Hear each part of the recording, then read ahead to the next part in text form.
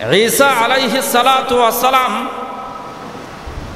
যেদিন দুনিয়াতে আগমন করেছেন 3 দিনের মাথায় আল্লাহ সুবহানাহু ওয়া তাআলা তার মাতাকে নির্দেশ দিলেন, ওগো মারইয়াম, তুমি তোমার এই সন্তান নিয়ে লোকালয়ে যাও, মানুষের সাথে সাক্ষাৎ করো।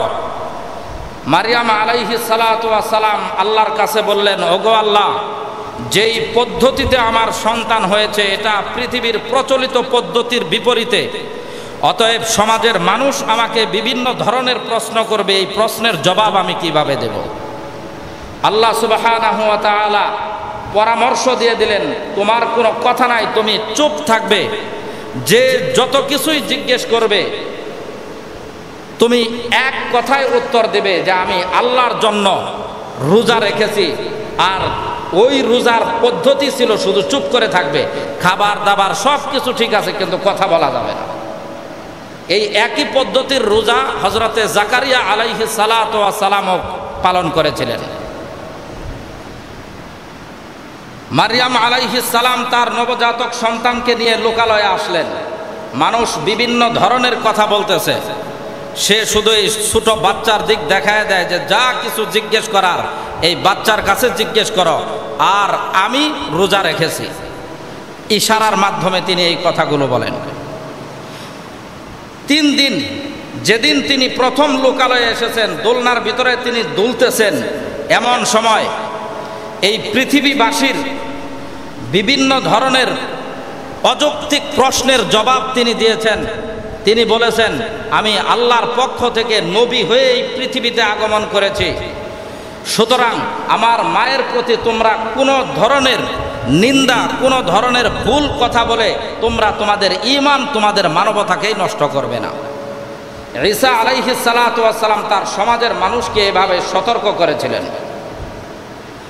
তিনি বড় হলেন, আল্লাহ পাক তাকে যে নবুয়তের দায়িত্ব দিয়েছেন, এই দায়িত্ব পালন করার জন্য তিনি মানুষকে তাওহীদ ও একত্ববাদের দাওয়াত দিচ্ছেন। সেই যুগে যে সমস্ত ইহুদি ছিল, ইহুদিদের বারংবার দাবি ছিল পৃথিবীতে যত নবী আসবে, নবীরা যেন ইহুদি ধর্মের ভিতর থেকে আসে।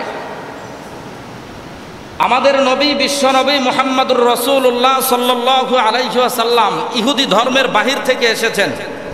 এজন্যে ইহুদিরা জানতো যে মুহাম্মদ সাল্লাল্লাহু আলাইহি ওয়াসাল্লাম তিনি আল্লাহর নবী, তারপরেও তারা মানে নাই। কেন ইহুদি ধর্মের থেকে আসে নাই? এই একমাত্র জিদের কারণে। ঈসা আলাইহিস সালাতু ওয়াস সালামের ব্যাপারে এরকম অযৌক্তিক দাবি করেছিল, কিন্তু ঈসা আলাইহিস সালাম তো ইহুদি ধর্মের ভিতরে এসেছে, কিন্তু ইহুদি ধর্মের ভিতরে আসলেও তিনি ইহুদিদের মত যে ছিল, ইহুদিদের যে চালচলন ছিল, ইহুদিদের যে আদর্শ ছিল, তাদের যে কালচার ছিল, সে কালচার এবং আদর্শের বিরুদ্ধে গিয়ে তিনি আল্লাহর দ্বীনের দাওয়াত দিয়েছেন, আল্লাহর একত্ববাদের দাওয়াত দিয়েছেন। এজন্যে ইহুদি ধর্ম থেকে আসা সত্ত্বেও, ইসরায়েলি বংশ থেকে, বনি ইসরায়েল থেকে আসা সত্ত্বেও ঈসা আলাইহিস সালাতু ওয়াস সালামের বিরুদ্ধাচরণ করা শুরু করলো এই ইহুদিরা। ঈসা আলাইহিস সালাতু ওয়াস সালাম মানুষকে দাওয়াত দিচ্ছেন একত্ববাদের দিকে, আর এই মানুষগুলো বলতেছে, হে ঈসা, তুমি যে একত্ববাদের দাওয়াত দাও এটা আমাদের আদর্শ বিবর্জিত কাজ, অতএব এই দাওয়াত আমাদের সমাজে দেওয়া যাবে না। ঈসা আলাইহিস সালাম আল্লাহর পক্ষ থেকে দায়িত্বপ্রাপ্ত, এজন্য তিনি দাওয়াত দিয়েই যাচ্ছেন। কিন্তু ইহুদিরা এই কথাগুলো, এই কাজগুলো, এই মিশনটা তাদের কাছে পছন্দ হয় না। এজন্য সর্বশেষ পরিকল্পনা করলো ঈসাকে হত্যা করতে হবে। ঈসা আলাইহিস সালাতু ওয়াস সালামকে হত্যা করার জন্য পরিকল্পনা মাফিক ঈসা আলাইহিস সালামকে একটা ঘরের ভিতরে আবদ্ধ করে ঈসা আলাইহিস সালাতু ওয়াস সালামকে হত্যা করবে। ঘরের চতুর্দিক থেকে বেষ্টন করেছে। এমন সময় একজন ব্যক্তি অতি আগ্রহী হয়ে যে আমি আগে মারব, মনে হয় যেন ঈসা আলাইহিস সালামকে যদি মারতে পারে তাহলে যেন এটা বড় বাহাদুরির কাজ। বর্তমান সময়েও আমাদের রাজনৈতিক কালচার হলো, পাতি নেতা যারা আছে ওরা অনেক সময় নেতার নির্দেশ নাই, তারপরেও আগায় যায় কিছু সার্ভিস দেয় নেতার কাছে, ভালো কিছু সাপোর্ট পাওয়ার জন্যে আগায় যায়, সাপোর্ট দেয়। এইরকম পাতি নেতা টাইপের একজন চিন্তা করলো ঈসাকে যদি আমি মারতে পারি তাহলে সবার কাছে আমার একটা সুনাম হবে যে ঈসাকে অমকে হত্যা করেছে। এজন্য সে দৌড়ায় আগেই ঘরের ভিতরে ঢুকে পড়ছে। আল্লাহ পাক রব্বুল আলামিন এখানেই তার কৌশল, এখানেই তার হিকমতকে জাতির কাছে প্রকাশ করে দিলেন। وقولهم إنا قتلنا المسيح عيسى ابن مريم رسول الله। ওই ঘরের চতুর্পার্শ্বে যারা অবস্থান করেছিল ওদের সকলের দাবি ছিল আমরা ঈসা আলাইহিস সালামকে হত্যা করেছি। সবাই বলতেছে ঈসাকে হত্যা করেছি, কিন্তু আল্লাহ পাক রব্বুল আলামিন বলেন ওয়ামা কাতালুহু, ইহুদিরা ঈসা আলাইহিস সালাতু ওয়াস সালামকে হত্যা করতে পারে নাই।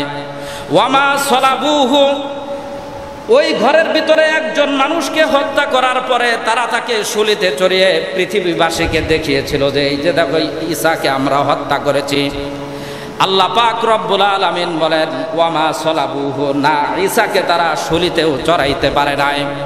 ওয়ালাকিন শুব্বিহা লাহুম, বরং যারা ঈসা আলাইহিস সালামকে হত্যা করার জন্য পরিকল্পনা করেছিল সেই ঘরের চতুর্পার্শ্বে অবস্থান করেছিল।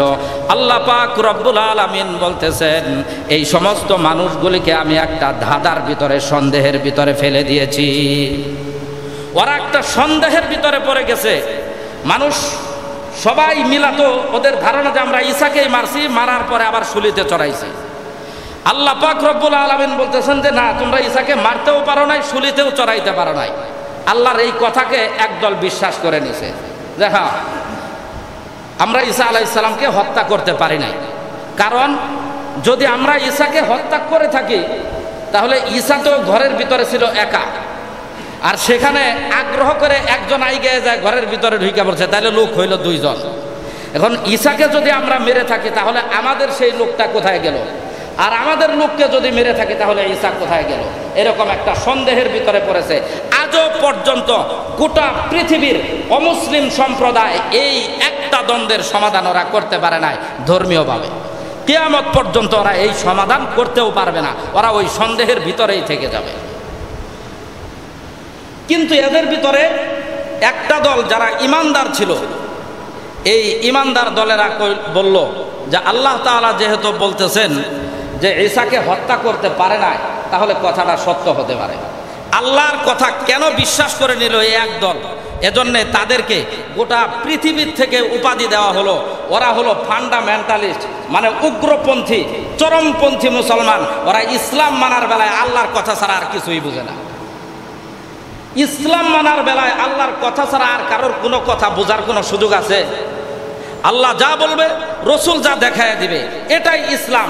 এর বাহিরে যে যত কিছুই আবিষ্কার করি না কেন, সেটা যত সুন্দর করেই উপস্থাপন করা হোক, সেটা ইসলাম হতে পারে না, সেটা পৃথিবীতে আবিষ্কৃত অন্য কোনো বস্তু হতে পারে। আল্লাহ পাক রব্বুল আলামিন বলেন ওয়া ইন্নাল্লাযীনা ইখতালাফু ফীহি লাফী শাক্কিম মিম্মা লাহুম বিহি মিন ইলম ইল্লা ইত্তিবাআয যান্না ওয়া মা কাতালুহু ইয়াকিনা। এদের মধ্যে যে সমস্ত মানুষগুলো বিশ্বাস করে নিয়েছিল যে ঈসা আলাইহিস সালামকে হত্যা করতে পারে না, ওদেরকে ওই পৃথিবীর ওই যুগের চরমপন্থী মুসলমান হিসাবে সাব্যস্ত করা শুরু করলো। তারা আল্লাহ পাক রব্বুল আলামিনের প্রতি ঈমান এনেছে, ঈসা আলাইহিস সালাতু ওয়াস সালামের প্রতি ঈমান এনেছে। এজন্য আল্লাহ পাক রব্বুল আলামিন গোটা পৃথিবীতে কিয়ামত পর্যন্ত এমন কিছু ঈমানদার এবং মুসলমান রেখেই দিবেন যাদের কারণেই এই পৃথিবী পরিচালিত হবে। না হয় এই পৃথিবীটা আল্লাহ পাক রব্বুল আলামিন সামান্য মশা মাছির চাইতেও ন্যূনতম মূল্যে আল্লাহ তাআলা এই পৃথিবী সৃষ্টি করেছেন। মশা মাছির যা দাম আছে, গোটা পৃথিবীর মূল্য আল্লাহর কাছে এতটুকু পরিমাণ নাই। যদি পৃথিবীর মূল্য আল্লাহর কাছে সামান্যতমও থাকতো, তাহলে যারা দিন মানে না, দিন নিয়ে বাজে মন্তব্য করে, দিন নিয়ে অপব্যাখ্যা করে, নিজেদের তুচ্ছ স্বার্থ হাসিল করার জন্যে কুরআন ও সুন্নাহর অপব্যাখ্যা করে, এই সমস্ত মানুষগুলিকে আল্লাহ তাআলা গলার ভিতরে চিপ দিয়া দম বন্ধ করে পৃথিবীবাসীর কাছে উদাহরণ হিসাবে পেশ করায় দিতেন যে দেখ কোরআন হাদিসের অপব্যাখ্যা করার কি প্রতিফল। কোরআন হাদিস অপব্যাখ্যা করার কত ভয়ঙ্কর পরিণতি। হযরতে ঈসা আলাইহিস সালাতু ওয়াস সালামকে আল্লাহ পাক রব্বুল আলামিন ওই যে ঘরের ভিতরে মানুষ ঘরের চতুর্পার্শ্ব বেষ্টন করে রাখলো, একজন অতি আগ্রহ হয়ে ঘরের ভিতরে ঢুকলো। ওই অবস্থায় আল্লাহ পাক রব্বুল আলামিন ঈসা আলাইহিস সালামকে আসমানে উঠায় এনেছেন।